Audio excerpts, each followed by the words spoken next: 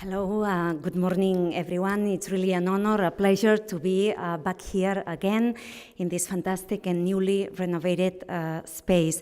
Thank you very much to those of you who have participated in the debates, in the discussions of today, and thank you also for Mr. Jos Dieselhoff for this broad perspective on the present and future of SIX company and the plan for Barcelona, for Catalonia, for the whole of Spain.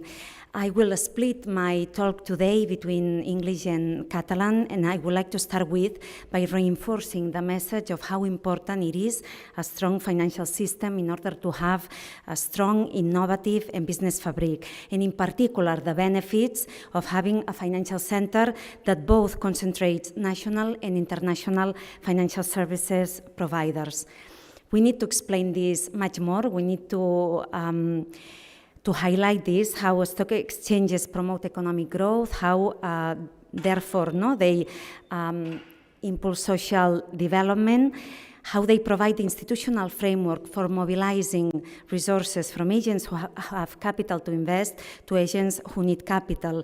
And actually, this importance is evident if we look at how many stock exchanges existed throughout the world, let's say 50 years back. 1975, about 50 countries had stock exchanges. Now this has grown exponentially. So stock markets are necessary for sustainable development, for business innovation, are necessary in mobilizing domestic resources and in capturing also the maximum external capital flows. And we need the stock exchanges not only to fund large companies, but also to support SMEs and entrepreneurs. So in summary, stock exchanges enable companies to innovate, to grow in a sustainable way, and thus to contribute to economic and social development.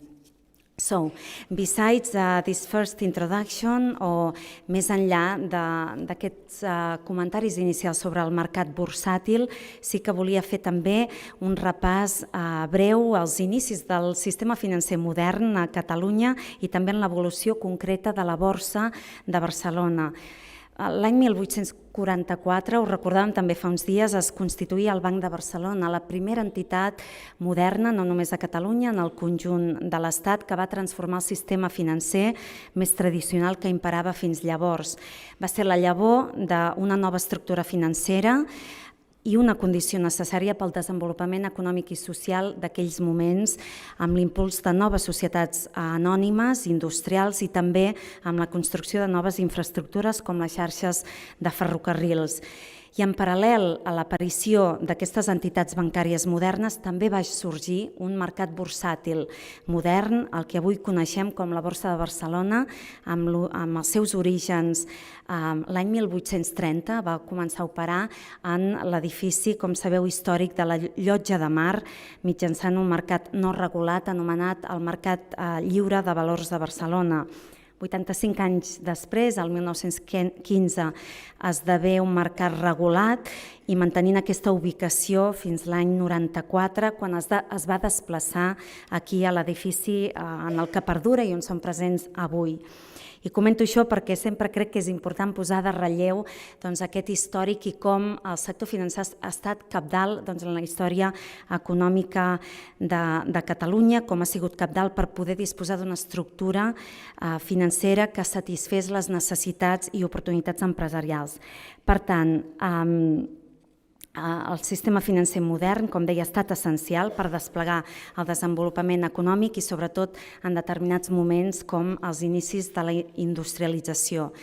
Avui ens trobem en una etapa molt diferent, però també crec que força decisiva, amb certes semblances, amb aquesta necessitat de reindustrialitzar Catalunya, de transformar l'estructura productiva per fer front als reptes i també aprofitar les oportunitats del moment. I com abordem aquests reptes i aprofitem aquestes oportunitats serà determinant per posicionar Catalunya a la nova economia global de les properes dècades.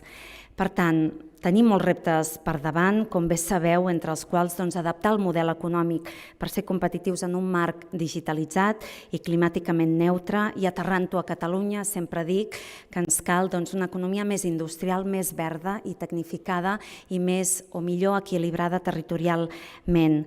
I per fer tot això, reitero, i vaig a la segona part de l'exposició, necessitem disposar d'aquest sistema fort i adaptat al nou entorn, perquè les finances són la sang del teixit econòmic i el sistema financer és el seu sistema circulatori.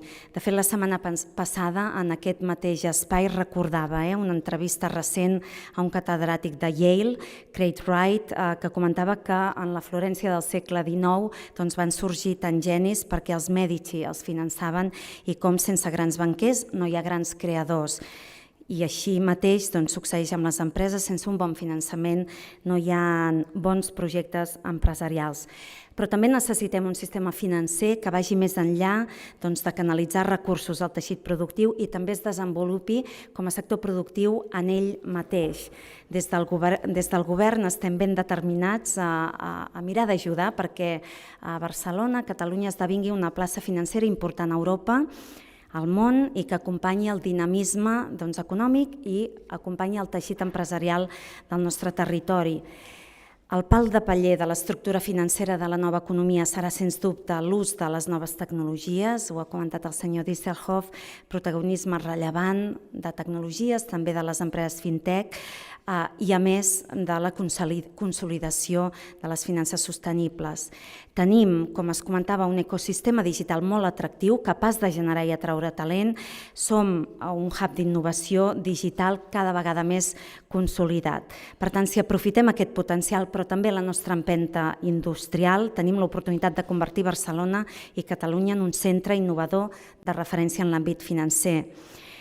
I per tot això, i amb això ja vaig acabant, des del govern, com deia, estem determinats a impulsar iniciatives per reforçar el sector financer i convençuts que la millor manera de fer-ho, o l'única, és avançant amb la col·laboració público-privada. Just la setmana passada, com deia, estàvem en aquest espai presentant el mapa del sector financer de Catalunya, un mapa que ens ha permès radiografiar aquest ecosistema de serveis financers, identificar també mesures per reforçar-lo, per tal que Barcelona esdevingui una plaça financera rellevant a Europa i al món. Gràcies a aquest estudi sabem que a dia d'avui a Catalunya hi ha 628 empreses del sector que han crescut un 40% més des de la darrera radiografia l'any 17, en l'àmbit fintech 140 empreses i que en conjunt donen feina a gairebé 100.000 persones. Per tant, unes dades que, com deia, posen de manifest que és un sector financer ampli, divers i robust i que, com deia abans, l'hem de tractar com un sector productiu més, no únicament com un agent facilitador del finançament. Aquest mapatge anirà o serà el punt d'inici de la creació d'un clúster financer, però també d'altres actuacions del govern per reforçar el sector. De fet, aquí mateix, el passat mes de desembre, adjudicàvem l'espai, les 5 plantes superiors d'aquest edifici, propietat de la Generalitat, l'adjudicàvem a una empresa per poder dinamitzar aquest espai i convertir-lo en un hub financer per promoure serveis financers al voltant de les noves tecnologies, finances sostenibles i emprenedoria d'inversió. També treballem per posar en marxa nous instruments financers i en col·laboració amb el sector, des de sobretot dues vessants diferents. Un fons FITA, fons de capital risc per impulsar transferència tecnològica, la valorització de la recerca científica, dotat amb 55 milions d'euros, amb aportació Generalitat, FEI, el Fons Europeu d'Inversions, inversors privats, però també un fons Arrels amb 100 milions d'euros per vincular empreses estratègiques al territori, per mantenir centres de decisió a Catalunya, sobretot en l'àmbit industrial, i enfortir el teixit econòmic. Per tant, diverses iniciatives i que, amb aquest darrer punt acabo, també han d'incloure fer arribar aquests serveis financers arreu de Catalunya. I, de fet, abans d'ahir crec que estàvem al Lluçanès, al PENS, al poble del PENS, explicant que en els propers mesos s'activarà un servei d'oficines bancàries mòbils que recorrerà als 503 municipis de Catalunya que no disposen d'oficina bancària, un servei operat per CaixaBank, per Caixa d'Enginyers, que permetrà arribar a més de 300.000 persones, no només amb la disponibilitat d'un caixer automàtic, sinó posant a l'abast d'aquestes persones tots els serveis financers que es trobarien en una oficina bancària regular. Per tant, to conclude, I'm convinced that through public and private cooperation, we will meet the objectives we have as a society, as a sector, as a government, whether it is to guarantee the financial inclusion of the population, whether it is to strengthen the financial ecosystem or to transform the productive fabric of our nation. In all cases, we need a financial system adapted to the new economy that is coming, that is already here, and for this it's essential also to promote Barcelona, Catalonia as a key financial center, to place our territory among the world's financial elite. So I am sure that we work together, we will be able to achieve these new goals, starting with this new and fantastic place, as mentioned initially, where we are located today. So thank you very much for all the work, for all the good cooperation, and we keep moving forward. Thank you.